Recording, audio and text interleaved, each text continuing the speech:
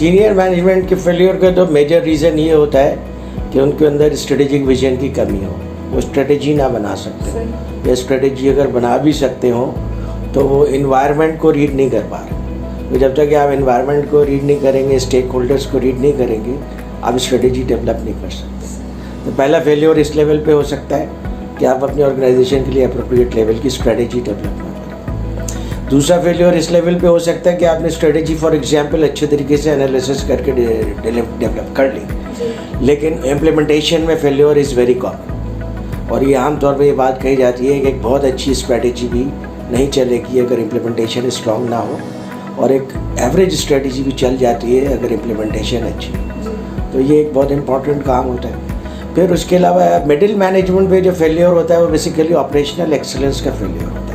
उसमें प्रोसीजर्स और SOPs का फेलियर होता है, KPIs को मैनेज नहीं करने का फेलियर होता है। और जो एंट्री लेवल मैनेजर्स होते हैं उनके तो फेलियर का मेजर रीज़न ये होता है कि वो बेसिकली अपने काम को नहीं समझते, या उनको प्रॉपर ट्रेनिंग नहीं दी गई है, या जिस एरिया में उनसे काम लिया जा रहा है उस एरिया की एक्सपर्टीज़ और नॉलेज उनके पास नहीं है, और फिर उनके पास कम्युनिकेशन स्किल्स नहीं है, इंटरपर्सनल स्किल्स नहीं है कि जिसकी वजह से वो अपने काम को ज़्यादा बेहतर तरीके से कर सकें। तो ये ऑर्गेनाइजेशन में आमतौर पे मल्टीपल लेयर के फेलियर्स होते हैं, और जो सबसे ज़्यादा स्ट्रेटेजिक फेलियर होता है वो लीडरशिप का फेलियर होता है। जाहिर है कि उनका व्यू मायोपिक हो जाता है with the passage of time. अब अगर जैसे मैं इस कमरे में बैठा हुआ हूँ तो मैं तो इस कमरे में रोज़ बैठता हूँ, हो सकता है कि वो जो सामने स्पॉट है वो आप लोगों को नज़र आया हो, मुझे ना नज़र आया हो।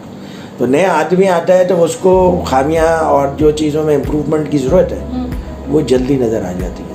पुराना आदमी जो है वो उन चीज़ों के साथ आदी हो जाता है, यूज्ड टू हो जाता है, तो उसके लिए चेंज मैनेजमेंट को इतने बड़े लेवल पे वो टेकअप नहीं कर सकता। पाकिस्तानी मैनेजमेंट की अगर आप एग्जांपल्स देखें तो आपको दोनों लेवल में मैनेजमेंट के सक्सेस और फेल्योर्स के एग्जांपल्स मिलेंगे कि वो लोग जो फ्रॉम विद इन प्रमोट हुए उन्होंने भी बहुत अच्छा सक्सेस रिजल्ट्स दिए, और जो आउटसाइड द ऑर्गेनाइजेशन आए उन्होंने भी बहुत अच्छे रिजल्ट्स दिए, और इसका वाइस वर्सा भी है। जैसे मिसाल के तौर पे PSO में एक मैनेजिंग डायरेक्टर साहब आए थे, वो ऑयल इंडस्ट्री के थे, मल्टीनेशनल कंपनी से आए थे, पहले वो DMD थे, फिर मैनेजिंग डायरेक्टर बन गए, and he was one of the most successful managing director of PSO। उनकी आज भी एग्जाम्पल दी जाती है। लेकिन तो वो आए तो आउटसाइड से थे, लेकिन वो फ्रॉम द इंडस्ट्री थे, तो इसलिए उनको इतना ज़्यादा आउटसाइडर नहीं कहेंगे। अच्छा, फिर उसके बाद जो है वो उनकी सक्सेस को देख करके गवर्नमेंट ने उनको PIA का चीफ एग्जीक्यूटिव बना दिया। अब वो वहाँ पे वो डिज़ास्टर्स रिजल्ट आया।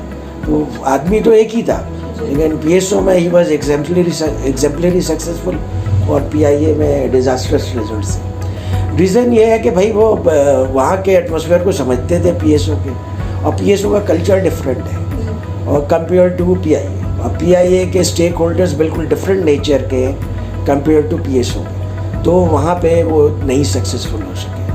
इसी तरीके से अगर आप देखें IBA के डॉक्टर अब्दुल वहाब साहब, अल्लाह ताला उनकी मग़फ़िरत फरमाए, 19 साल तक अनडिस्प्यूटेड लीडर रहे और अनकंटेस्टेड लीडर रहे, कोई उनके सामने भी नहीं आया, और वो बड़ी कामयाबी से उन्होंने IBA चलाया। लेकिन जैसे ही उनको वहाँ से ट्रांसफ़र करके कराची यूनिवर्सिटी चले गए वाइस चांसलर बन के, ही कुडंट मैनेज। तो इसलिए जो है ना, एक तो ये देखना पड़ता है कि कल्चरल कॉन्टेक्स्ट में, किसी एक कल्चर के कॉन्टेक्स्ट में एक लीडर कामयाब हो सकता है, दूसरे कल्चरल कॉन्टेक्स्ट में वो फेलियर हो सकता है। ठीक है। फिर दूसरी बात इसके अंदर एक बहुत ज़्यादा अहम ये है कि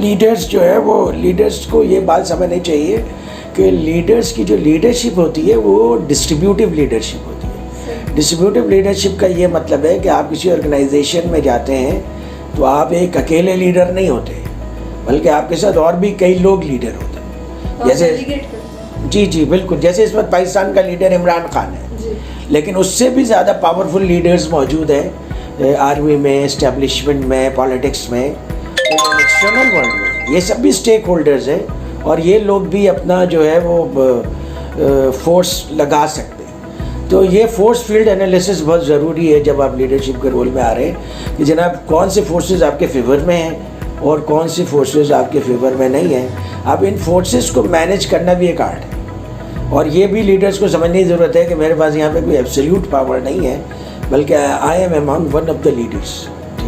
اب by virtue of my position ٹھیک ہے کہ مجھے کچھ اتھارٹیز ہیں، لیکن بہت ساری اتھارٹیز آن پیپر ہیں، موسٹ پروبیبلی میں ان اتھارٹیز کو یوز نہیں کر سکتا، اور اگر کسی زیادہ لیول پہ یوز کروں گا تو اس کے ریئیکشنز بھی زیادہ آ سکتے ہیں۔ تو یہ بہت ضروری ہے کہ آپ یہ سمجھیں کہ کلچرل انڈرسٹینڈنگ کریں، آرگنائزیشن میں اور کون لوگ ہیں جن کو کے پاس پاورز موجود ہیں، اور پھر ان کو آپ مینیج کریں۔ اور پھر کسی بھی لیڈر کو 100% فیوریبل انوائرمنٹ نہیں ملتا، یا سارے کے سارے جو اس کے سبارڈینیٹس ہوتے ہیں اس کے فیور میں نہیں ہوتے۔ اگر آپ کے 6 سبارڈینیٹ ہیں، اس میں سے 4 آپ کے فیور میں یا زیادہ تر آپ کے پوائنٹ آف ویو کو سمجھتے ہیں، تو یہ بھی ایک بلیسنگ ہے۔ ہاں ایتھکس، جی دیکھیے آپ کو میں بڑی اچھی اگزامپل دیتا ہوں۔ ایک ہمارے ایئر مارشل تھے نور خان صاحب، اللہ تعالیٰ ان کی مغفرت فرمائے۔ یہ ان چند لیڈرز میں سے ہیں پاکستان میں کہ جن کو جو فوج میں تو کامیاب رہی ماشاءاللہ، ایئر فورس میں بہترین ایئر مارشل بنے، لیکن اس کے بعد وہ کمرشل فیلڈ میں بھی کامیاب رہے۔ اور یہ بہت ریئر ٹریٹ ہے کہ کوئی فوجی جو ہے وہ آرمی میں یا ایئر فورس میں یا نیوی میں کامیاب رہے اور پھر اس کے بعد وہ اس میں بھی کامیاب رہے کمرشل ورلڈ۔ تو ایئر مارشل صاحب جو ہے وہ انہوں نے PIA کو بھی مینیج کیا، اسکواش کو بھی مینیج کیا، کرکٹ کو بھی مینیج کیا اور ہاکی کو بھی مینیج کیا، اور تمام میں انہوں نے بہت ٹاپ لیول کی مینجمنٹ کی۔ اس کی وجہ یہ تھی کہ وہ پرنسپلڈ آدمی تھے اور اسٹرکٹلی ایتھکس پہ چلتے تھے، نہ خود کچھ غلط کرتے تھے۔ جب ٹاپ لیڈر جو ہے وہ ایتھکس کو اسٹرکٹلی فالو کرتا ہے تو یہ بہت اسٹرانگلی یہ میسج جاتا ہے ڈاؤن دا لائن کہ جناب ethics is the new code of conduct. تو یہ جو ہے وہ آپ کو کے لیے یہ ضروری ہے کہ اگر آپ کا ٹاپ مینیجر ایتھکس کو فالو کر رہا ہے تو آپ کے باقی لوگ بھی آہستہ آہستہ اسے فالو کرنا شروع کر دیتے ہیں، پھر ود مینجمنٹ اینڈ ڈسپلن۔ آج کل اس کا بزنس سینس بھی ہے، کیونکہ آج اگر بزنس میں یہ پتہ چل جاتا ہے کہ بزنس فالو نہیں کر رہے ہیں ایتھکس کو، تو آپ کے کسٹمرز آپ سے پیچھے ہٹ جاتے ہیں، آپ کے پروڈکٹ کے برانڈ پہ فرق پڑتا ہے، مارکیٹ ویلیو پہ فرق پڑتا ہے، مارکیٹ شیئر پہ فرق پڑتا ہے۔ تو اب ایتھکس کا بزنس سینس بھی ہے، اس لیے آپ دیکھیں کہ جتنی بھی بڑی بڑی ملٹی نیشنل کمپنیز ہیں اور بھی جو دوسری کمپنیز ہیں وہ اپنے سارے جو نیوز ہے اس کو اوپن کر رہے ہیں، لوگوں کو فائنینشیلز اوپن کر رہے ہیں، کوارٹرلی اپنے اینول رپورٹس دے رہے ہیں تاکہ ان کے اندر ونڈو ڈریسنگ کرنے کی گنجائش کم سے کم رہے۔ تو اس لیے ایتھکس کا تو اب بزنس سینس بھی ہے۔ اگر آپ فرض کیجئے کہ ایتھکس پہ اس لیے نہیں فالو کرتے، حالانکہ یہ غلط بات ہے کہ یہ آپ کا جو ویلیوز ہیں، آپ کا ریلیجن ڈرائیو کرتا ہے ان چیزوں کو، تو پھر بھی بزنس سینس کے لحاظ سے فالو کرنا چاہیے۔ تو یہ اگر نہ ہو تو آرگنائزیشن جو ہے وہ نہیں چل سکتا۔ میرٹ کے ساتھ آپ رول کر سکتے ہیں، اور اگر آپ میرٹ پہ کمپرومائز کریں گے تو آپ کے درمیان میں یہ پھر ایشوز آنا شروع ہو جائیں گے۔ تو یہ تو اصول ہے دنیا کے، اگر آپ کی مینجمنٹ اچھی ہوگی تو آپ کمپٹیٹیو ایڈوانٹیج کریٹ کریں گے۔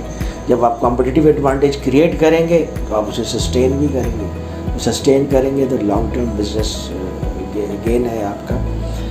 تو پور مینجمنٹ کے اصل میں وجہ کیا ہوتی ہے؟ کمپرومائزز ہوتی ہیں، ٹھیک ہے۔ جو آپ نے رولز بنائے ہیں، پروسیجرز بنائے ہیں، ایتھکس بنائے ہیں، ویلیوز بنائے ہیں، اس کے اوپر آپ آہستہ آہستہ کمپرومائزز شروع کر دیں تو ظاہر ہے کہ جیسے کہ عمارت میں دراڑ آنی شروع ہو جاتی ہے تو سسٹم میں دراڑ آنا شروع ہو جاتی ہے، تو پھر ایز اے رزلٹ جو ہے مینجمنٹ جو ہے وہ نیچے جانا شروع ہو جاتا ہے، کیونکہ مینجمنٹ ابھی بھی ہماری بہت زیادہ میچیور لیول پہ نہیں پہنچی ہے، ابھی بھی بہت سارے اس کے اندر نئی چیزیں آ رہی ہیں، ایکسپیریمنٹس ہو رہے ہیں، اور چونکہ اب ایرا چینج ہو رہا ہے، کیونکہ پہلے تو ورکرز کا زمانہ تھا، اب نالج ورکرز کا زمانہ ہے۔ اب آرگنائزیشنز میں نالجیبل لوگ کام کرتے ہیں، تو ظاہر ہے نالجیبل لوگوں کو کا جو آپ نے مینیج کرنا ہے وہ ڈفرینٹ طریقے سے مینیج کرنا ہے، ان کو تو آپ آرمی کے اصولوں سے مینیج نہیں کر سکتے، تو ظاہر ہے وہ چیزیں چینج ہونی چاہیے اور ہو بھی رہی ہیں۔ پھر اس کے بعد آپ دیکھیں کہ آرمی میں جو ہے بیسیکلی ڈیولپمنٹ جو ہوتی ہے اسٹریٹجی کی وہ کانفلکٹ کے بیس پہ ہوتی ہے، اور جو مینجمنٹ میں ہوتی ہے وہ کمپٹیشن کے بیس پہ ہوتی ہے۔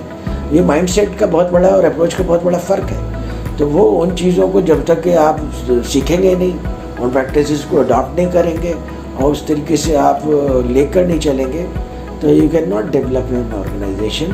اور بہت عرصے تک اگر آپ میں کمپلیسنسی آتی رہے آ جائے تو یہ مینجمنٹ فیلئر کے اسٹارٹ شروع ہو جاتا ہے۔ پھر اسی طریقے سے آپ کی آرگنائزیشن میں چینج مینجمنٹ آج کل کے زمانے میں امبیڈڈ ہونا چاہیے، یعنی یہ نہیں ہے پہلے یہ ہوتا تھا کہ جناب ایک نئی ٹیکنالوجی آئی مینجمنٹ پلان کرتی تھی پھر اس کو امپلیمنٹ کرتی تھی. اب تو اتنی زیادہ تیزی سے چینجز آ رہی ہیں کہ اگر آپ کے لوگوں میں چینج مینجمنٹ امبیڈڈ نہ ہو تو آپ 5 ایئرز میں دوسروں سے پیچھے ہو جائیں گے. اور پھر آج جتنا زیادہ ابھی اس وقت اسٹف کمپٹیشن ہے because of globalization and IT کہ پھر پیچھے رہنے کے بعد واپس آگے جانا بہت مشکل کام ہے. تو اس لیے جو ہے وہ آپ نئے پریکٹسز کو ہمیشہ امبریس کریں, جو اچھی چیزیں ہیں ان کو اڈاپٹ کریں اور مینجمنٹ پریکٹسز کو ساتھ ساتھ وقت کے ساتھ ساتھ امپروو کرتے ہیں. تو پھر یہ سائنس جو ہیں وہ جو پور مینجمنٹ کے ہیں یا مینجمنٹ فیلیور کے ہیں وہ نہیں نظر آئیں گے, یہ کم نظر آئیں گے. فیلیور کے سب سے جو بڑی وجہ ہوتی ہے وہ ہوتی ہے کہ آپ اپنے انوائرمنٹ کو ریڈ نہیں کر رہے. جب آپ انوائرمنٹ کو ریڈ نہیں کر رہے تو اس کا مطلب آپ اسٹریٹجی صحیح نہیں بنائیں گے, کمپلیسنسی پیدا ہو جائے گی اور پھر اس کے بعد آپ کے لوگ جو ہے وہ اپنے آپ کو بہتر سمجھنے لگ جائیں گے, کلچرل چینج آپ کے یہاں مشکل ہو جائے گا. تو پھر اس کا مطلب یہ ہے کہ یہ سب فیلیور کی شروعات ہے. پھر سسٹمز ویکس ہونے لگ جاتے ہیں, پروسیجرز ویک ہونے لگ جاتے ہیں, دوسرے زیادہ بہتر پریکٹسز اڈاپٹ کر لیتے ہیں تو آپ پیچھے رہ جاتے ہیں. تو یہ بعض اوقات مینجمنٹ میں چیزوں کو اڈاپٹ نہیں کرنے کی وجہ سے بھی ویکنیس آ جاتی ہے.